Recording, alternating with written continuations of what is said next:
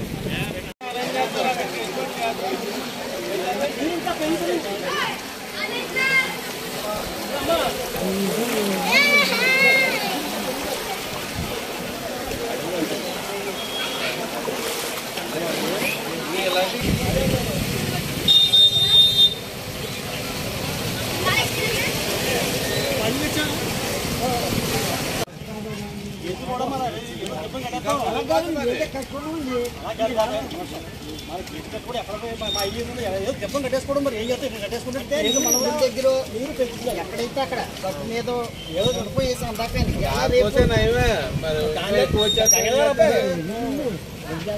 మళ్ళీ మనకి చెప్పి రాదు కదా. లేదంటే 50,000 1,00,000 రూపాయలు అయ్యకున్నాయి కదా. మా చెప్పరా కట్టేసుకోవడం ఎక్కడైనా మీరు ఇంట్లో కట్టుకోవాలా చెప్పండి చెప్పండి కదరా మీకు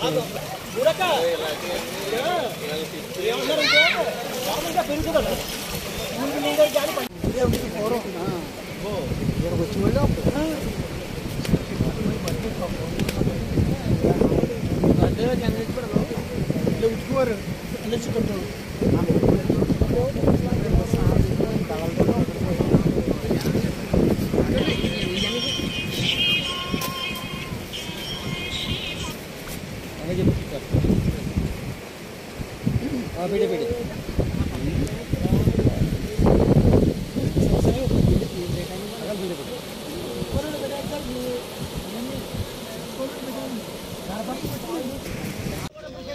అందరూ కూడా జాగ్రత్తగా ముందు జాగ్రత్త చర్యలు తీసుకోవాల్సిన అవసరం ఎంతైనా ఉంది. ఎందుకంటే మనం మొన్నే చూసాం విజయవాడలోని ఎంత నష్టం జరిగిందో.